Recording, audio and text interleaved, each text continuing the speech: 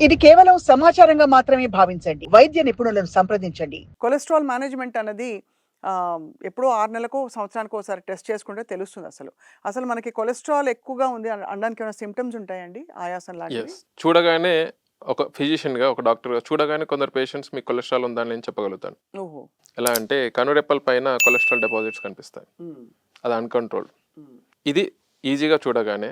కొందరికి స్వతహాగా అలసిపోతున్నాను అంటే ఈ మధ్యలో రెగ్యులర్‌గా చేసుకునే పనుల్లో అలసిపోతున్నాను, ఛాతీ మీద బరువులాగా అనిపిస్తుంది అన్నప్పుడు. కానీ కొలెస్ట్రాల్ పర్సే కొలెస్ట్రాల్ వల్లనే ఈ సింప్టమ్స్ అనేది కాదు. కొలెస్ట్రాల్ ఎక్కడెక్కడైతే డిపాజిట్ అవుతుందో దానివల్ల వచ్చే సింప్టమ్స్ మాత్రం మనం చెప్పగలుగుతాం. సపోజ్ ఇప్పుడు హార్ట్ వెసల్స్ ఉంటాయి. హార్ట్ వెసల్స్‌లో కొలెస్ట్రాల్ బాగా డిపాజిట్ అయిందనుకోండి, రెగ్యులర్‌గా చేసే వ్యాయామం కావచ్చు, నడక అంటే ఎక్సర్సైజ్ కావచ్చు, అది చేయలేకపోవడం. అంటే ఇన్ని రోజులు ఏ ఇబ్బంది లేకుండా ఎక్సర్సైజ్ చేస్తున్నా సడన్‌గా ఇప్పుడు ఇబ్బంది పడుతున్నాను, నేను బ్రెత్‌లెస్‌నెస్, హెవీగా ఫీల్ అవుతున్నాను చెస్ట్‌లో. ఇలాంటి సింప్టమ్స్ కొలెస్ట్రాల్ డిపాజిట్ వల్ల వచ్చిందే గానీ, స్వతహా కొలెస్ట్రాల్ వల్ల కాదు. Because it is obstructing the flow. Right. So, ఇలాంటి సింప్టమ్స్ వచ్చినప్పుడు మనం సర్వసాధారణంగా okay. Symptoms based first ECG 2 డేకో చూసుకొని నార్మల్‌గా ఉందా? తర్వాత కొలెస్ట్రాల్ టెస్ట్. ఈ కొలెస్ట్రాల్ టెస్ట్ అడగక ముందు మనం ఫ్యామిలీ హిస్టరీ గురించి అడుగుతాం. ఎందుకంటే మీ ఫాదర్, మదర్‌కి ఏమన్నా, మీ అత్తామామలకి ఏమన్నా కొలెస్ట్రాల్ ఉందా? ఉంటే ఫ్యామిలీలో ఉంది కాబట్టి ఇంకా జాగ్రత్త పడాలని చెప్పేసి చెప్తాం. మొత్తానికి కొలెస్ట్రాల్ లెవెల్స్ అధికంగా ఉండి దానివల్ల హార్ట్ ప్రాబ్లమ్స్ అనేక రకాల లైఫ్ స్టైల్ డిసీజెస్ రావడం కామన్ కదా!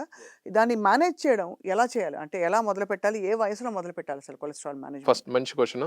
ఎందుకంటే కొలెస్ట్రాల్ అనగానే చాలామంది పెద్ద వయసు వాళ్ళకే కొలెస్ట్రాల్ వస్తుంది, వాళ్ళకే కొలెస్ట్రాల్ డిపాజిట్ అవుతుంది అని కాదు. కొలెస్ట్రాల్ డిపాజిషన్ అనేది చిన్న వయసు నుంచెల్లి.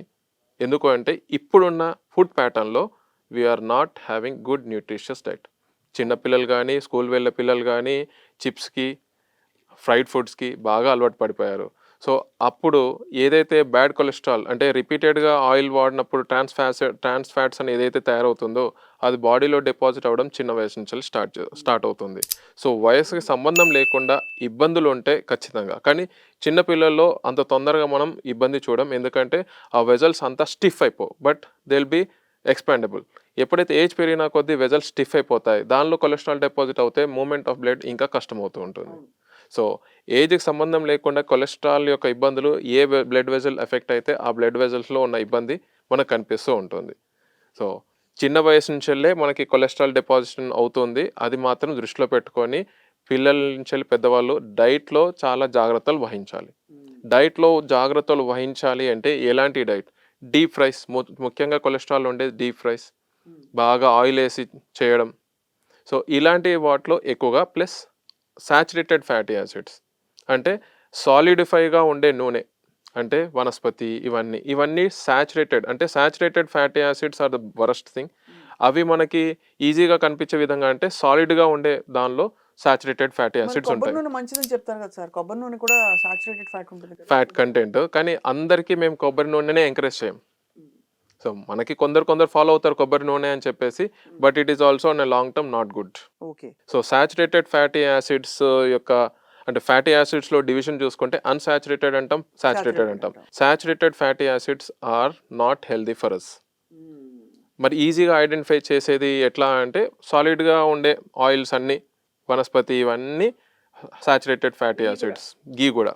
నెయ్యి మంచిదని కూడా చెప్తారు ఇంకోవైపు. నెయ్యి మంచిది. ఫ్యాటీ యాసిడ్స్ టోటల్‌గా అవాయిడ్ చేయమని చెప్పట్లేదు. తగ్గించుకోవాలి. ఎందుకు అంటే మన బ్రెయిన్ సెల్స్‌కి ముఖ్యంగా కావాల్సింది ఫ్యాటీ యాసిడ్స్. బ్రెయిన్ సెల్స్ మీద ఉండే లేయర్ ఫ్యాటీ యాసిడ్స్‌తోనే ముడిపడి ఉంది. సో, ఒకవేళ మనం టోటల్‌గా పిల్లలకి ఫ్యాటీ యాసిడ్స్ లేకుండా, ఆయిల్ లేకుండా పెట్టేస్తూ ఉన్నామనుకోండి, వాళ్ళ డెవలప్‌మెంట్ కూడా ఎఫెక్ట్ అవుతూ ఉంటుంది. సో, ఖచ్చితంగా ఫ్యాటీ యాసిడ్స్ అనేది అవసరమే. కానీ తగిన మోతాదులో మాత్రమే. దానిలో మంచి ఫ్యాటీ యాసిడ్స్ ఏంటి అంటే unsaturated fatty acids. Saturated fatty acids are not good for health. కొలెస్ట్రాల్‌కి సంబంధించిన విషయానికొస్తే మనకి మెడికల్ పరంగా division LDL, HDL, total cholesterol, total cholesterol, triglycerides అని ఉంటాయి. దీనిలో హెచ్‌డీఎల్ కొలెస్ట్రాల్ అనేది మన బాడీకి మంచిది. మిగతా కొలెస్ట్రాల్స్ అన్నీ మంచివి కావు. అలా అని ఆ వాల్యూ 0 ఉండాలని చెప్పడం కాదు. ఆ వాల్యూ ఆ రేంజ్‌లో మాత్రమే ఉండాలి. 100 లోపు ఉండాలి ఎల్‌డీఎల్. యెస్. సో, రేంజ్‌కి చాలా అంటే 100 లోపల ఉండాలని చెప్పేసి నేను 20, 10 మెయింటైన్ చేస్తా అనేది కూడా తప్పు. ఎందుకంటే ఏ ఫుడ్ పార్టికల్ అంటే కార్బోహైడ్రేట్స్ అయినా, ప్రోటీన్స్ అయినా, కొలెస్ట్రాల్ అయినా, ఫ్యాట్స్ అయినా అన్నీ తగిన మోతాదులో మన బాడీకి అందాల్సిందే. నేను ఫ్యాట్స్ మంచిది కాదు కానీ టోటల్‌గా వొమిట్ చేయడం మంచిది కాదు. కార్బోహైడ్రేట్స్ మంచిది కాదని టోటల్‌గా తీసేయడం మంచిది కాదు. బాడీకి అన్నీ అవసరమే. అన్నీ చేరుకుంటేనే బాడీ స్ట్రాంగ్‌గా ఉంటుంది.